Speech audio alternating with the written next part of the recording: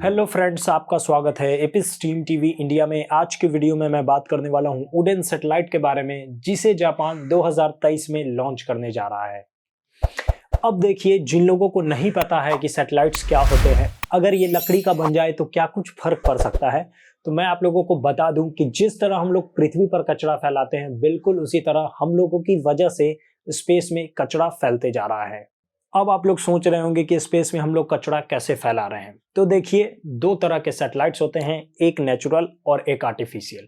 Solar system में satellite का simple मतलब होता है कि वैसे ऑब्जेक्ट जो किसी प्लेनेट का चक्कर लगा रहे हों, और उस पर्टिकुलर ऑब्जेक्ट को हम लोग सैटेलाइट कहते हैं।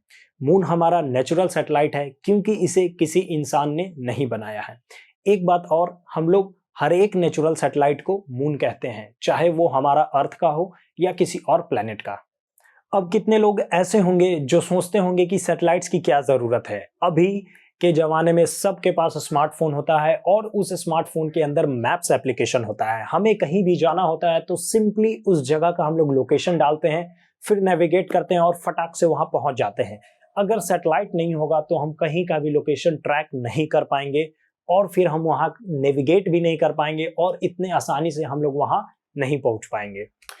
हिली एरियाज में, आर्मी के कैंप में ज्यादातर सैटेलाइट फोन्स का इस्तेमाल किया जाता है क्योंकि नॉर्मल कॉल्स को आसानी से टैप किया जा सकता है और हिली एरिया में टावर लगाना थोड़ा मुश्किल होता है। हालांकि सैटेलाइट फोन्स में आवाज क्लियर नहीं सुनाई देता है, फिर भी सिक्योरिटी पर्पस के लिए ये लोग सैटेलाइट फोन्स का इस्तेमाल करते हैं।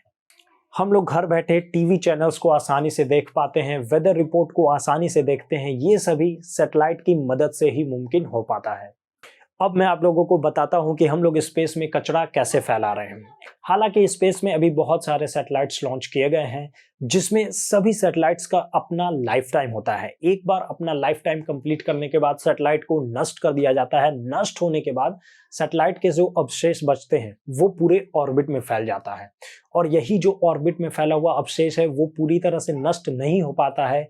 इसीलिए ये छोटे छोटे कण बाकी के सैटेलाइट और फिर स्पेसक्राफ्ट के लिए खतरा बन सकता है।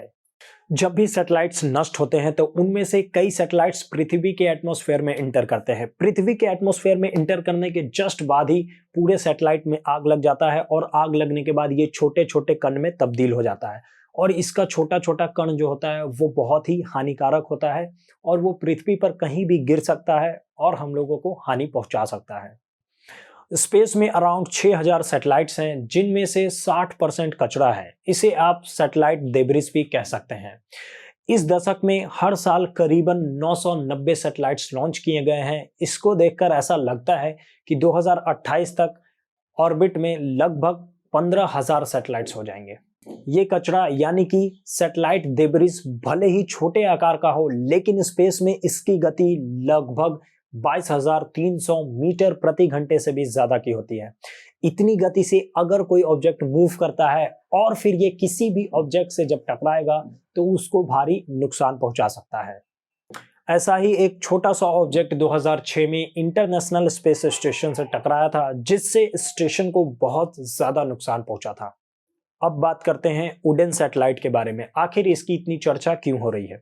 तो देखिए, स्पेस से कोई भी ऑब्जेक्ट अगर पृथ्वी के एटमॉस्फेयर में इंटर करता है तो उसमें बहुत ज्यादा फ्रिक्शन लगता है। जैसा कि पहले मैंने आपको बताया कि कोई भी सैटेलाइट जब अपना लाइफ टाइम कंप्लीट करता है तो उसे या फिर हवा में ही, स्पेस में ही नष्ट कर दिया जाता है, या फिर जब वो पृथ्वी के एटमॉस्फेयर में इंटर करता है तो उसमें आग लग जाता है। आग लगने के कारण उसके बहुत सारे छोटे छोटे टुकड़े हो जाते हैं और वो टुकड़ा अच्छे ढंग से नष्ट नहीं हो पाता है, और वो पृथ्वी पर कहीं भी गिर सकता है, जो कि हमारे लिए खतरा बन सकता है।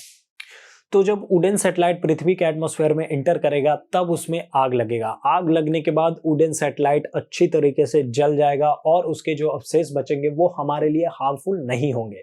इससे क्या होगा कि स्पेस में बढ़ने वाला कचरा भी अब कम होने लगेगा और फ्यूचर के मिशन को बिना किसी परेशानी के सक्सेसफुली कंप्लीट किया जा सकेगा। उडेन सैटेलाइट बनाने के लिए लकड़ी की खोज जारी है। इसके रिसर्च एंड डेवलपमेंट को टॉप सीक्रेट रखा गया है। जब भी कोई भी लकड़ी का इंफॉर्मेशन दिया जाएगा तब मैं आप लोगों को जरूर बताऊंगा।